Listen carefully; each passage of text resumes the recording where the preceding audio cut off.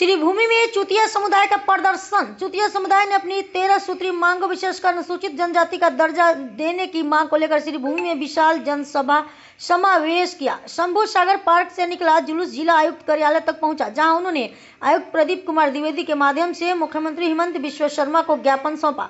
समुदाय के नेताओं ने चेतावनी दी कि मांगे पूरी न होने तक आंदोलन जारी रहेगा। আমি আজি গোটেই অসমতে চুতীয়া জনগোষ্ঠীৰ কাৰণে আমাৰ প্ৰতিবাদী কাৰ্যসূচী আৰম্ভ কৰা হৈছে।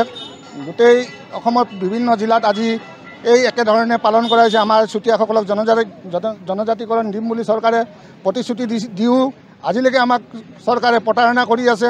বিগত কংগ্ৰেছে 15 বছৰ নেতৃত্ব চৰকাৰ চলাই যোৱাৰ পিছতো বৰ্তমান বিজেপি চৰকাৰ ক্ষমতালৈ অহাৰ আগতে 6 মাহৰ ভিতৰত আমাৰ জনজাতিকৰণ দিম বুলি কৈছিলে, তথাপি আজিলৈকে জনজাতিকৰণ নিদিলে, দিয়া নাই। এতিয়ালৈকে আমি দাবী জনাইছোঁ আজি এই আৰু 3-4 মাহ আছে, 3-4 মাহৰ ভিতৰত যদি আমাৰ জনজাতিকৰণ নিদিয়ে তেতিয়াহ'লে আমি বৃহত্তৰ আন্দোলন কাৰ্যসূচী হাতত লৈছোঁ। এতিয়া আমাৰ বিভিন্ন চুতীয়া জাতি সন্মিলন তথা জিলা সন্মিলন, যুৱক ছাত্ৰ সকলো আমি একত্ৰিত হৈ মহিলা সন্মিলন একত্ৰিত হৈ আমি আজি এই কাৰ্যসূচী পালন কৰিবলৈ আহিছোঁ।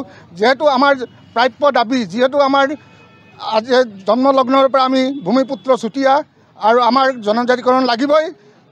যিকোনো প্ৰকাৰে আমি চৰকাৰক বাধ্য কৰাব লাগিব যে আমাক জনজাতিকৰণ দিবলৈ বুলি। ইয়াৰ উপৰিও আমি বিভিন্ন সময়ত আমি প্ৰতিবাদ জনাই আহিছোঁ, তথাপি চৰকাৰে আমাক আওকাণ কৰি আছে, আমাক কোনো গুৰুত্ব দিয়া নাই।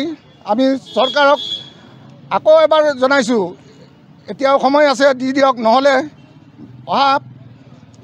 অহা ইলেকশ্যনত, যিহেতু 2026 চন বিধানসভা ইলেকশ্যন হ'ব, তেতিয়াহ'লে আমাৰ সদৌ চুতীয়া জাতি সন্মিলন বা সদৌ চুতীয়া যি আমাৰ জনসংখ্যা আছে বিভিন্ন জিলাত, সকলোৱে আমি চৰকাৰ বিৰুদ্ধে যাবলৈ বাধ্য হ'ম।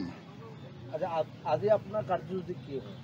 আজি কাৰ্যসূচী বিশাল গণসমাৱেশ আমাৰ বিভিন্ন জিলাত হৈছে। আমি কৰিমগঞ্জ জিলা, শ্ৰীভূমি জিলাতো আজিটো আমি বৰাক উপত্যকা চুতীয়া জাতি সন্মিলনৰ উদ্যোগত আমি পালন কৰিবলৈ আহিছোঁ। এখন স্মাৰকপত্ৰ আমি DC মহোদয়লৈ পঠাম, লৈ যাম। আমি ইয়াৰ পৰা ৰোড শ্ব' কৰি